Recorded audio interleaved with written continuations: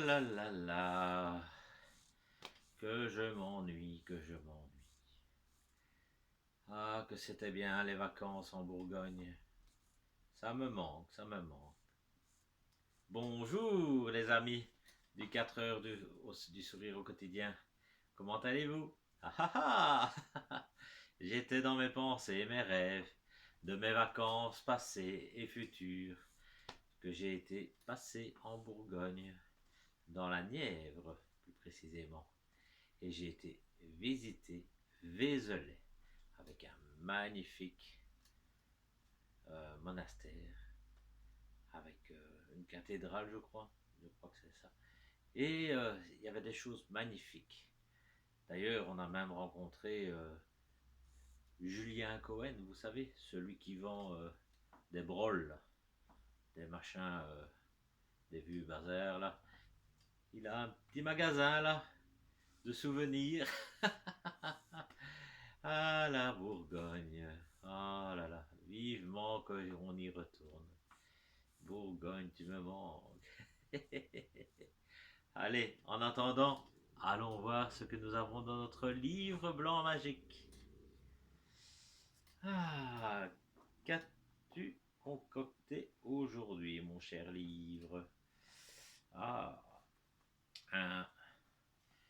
Oh, bah, le hasard. Je crois que ce livre est magique. Enfin, il est magique. Je crois que ce livre entend, car c'est une légende de Bourgogne qui s'intitule Le maître et l'apprenti. C'est une légende de Bourgogne, une histoire. Voilà. Alors, découvrons-la. Le maître et l'apprenti. C'est un village au nord-est de Charolles. Je vous laisse le loisir de chercher où se trouve Charolles. Une église en ancien style du XIIe siècle. Il la complète par un chœur et 2 chapelles. Ils m'ont sollicité pour éclairer le chevet d'une verrière. Je ne peux pas, j'ai trop à faire. Remplace-moi, profite de l'occasion pour te faire la main, va. Et ça, c'est le maître verrier qui parle à son apprenti. Le maître avait parlé et planté là son apprenti. L'apprenti avait rassemblé ses outils, et puis il était parti. En chemin, il rumina les quelques informations qu'il avait pu glaner. Les travaux étaient financés par le seigneur du lieu, un nommé Charles de Seillan, puissante famille de Bourgogne qui avait compté un chancelier du Téméraire. Le Téméraire, c'est Charles le Téméraire, dernier duc de Bourgogne.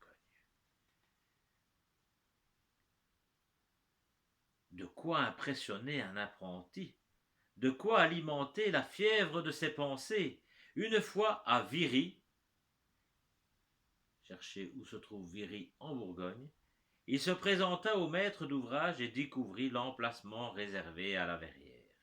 3 lancettes juxtaposées dont l'une, centrale, légèrement supérieure aux 2 autres, surmontées d'ogivettes. Aussitôt, une idée s'imposa à lui. Composer un triptyque avec au centre le Christ et de part et d'autre de lui, en prière, le donateur et son épouse Marguerite. Tu connais Marguerite? C'est une vache avec Fernandel. Il se mit au travail, exécuta ses premiers croquis, précisa ses idées. Le donateur ne pouvait avoir la même valeur que le Christ. Il fallait insister sur l'humilité des premiers et la majesté du second. Mais alors, comment meubler la surface des vitraux latéraux? Il imagina un décor architecturé figurant une niche haute où il logea les protecteurs des 2 humains. Saint Charlemagne pour le Seigneur, Sainte Marguerite pour sa dame. La composition s'élaborait dans son esprit. Il voulait représenter le niveau terrestre, l'étage de l'homme, premier degré de l'élévation vers le divin, puis le niveau des saints, des grands aînés qui s'étaient distingués par la puissance de leurs actes, et enfin Jésus, l'homme accompli, l'homme pacifié, dernier relais, porte de la plénitude. Oui, il fallait que l'on puisse lire ces vérités en regardant son œuvre. Encore une chose. Au pied du Seigneur et de sa dame, ils placeraient leur blason, symbole de leur vie matérielle, figurant l'enracinement de leur lignée. On ne s'élève bien que lorsque l'assise est stable et profonde. Les blasons diraient cette évidence. Ils rappelleraient l'importance des générations passées, et à travers elles la constance de ce mouvement d'ascension qui incitait les hommes à s'ouvrir toujours plus à l'univers. Enfin, pour couronner l'ensemble, ils meubleraient les ogivettes avec des anges, silhouettes légères, travaillées à la grisaille, à peine rehaussées d'or. Voilà, l'idée maîtresse était tracée. Restait maintenant à la concrétiser par des images, des symboles, puis à la couler dans le verre pour l'offrir à la lumière. L'heure de l'artisan dont le savoir-faire viendrait donner du corps aux intuitions de l'artiste. Alors, il composa son carton, grandeur nature, il fabriqua son verre en cuisant du sable avec des cendres de hêtre. Il fit ses recherches de couleurs en y fondant les oxydes, essaya d'offrir à la pâte les teintes qu'il avait rêvées, en jouant de la magie du feu. Puis, il reporta sur une table blanchie à la chaux un fragment de son modèle, et à l'aide de ses calibres commença à découper ses verres. Patiemment, jour après jour, le verrier élaborait son œuvre. Les années d'apprentissage passées dans l'ombre du maître s'estompaient, consumées par son audace. Il n'était plus l'apprenti qui reproduit les gestes du maître pour mériter son estime. Il était l'apprenti qui invente ses propres gestes et participe au mystère de la création.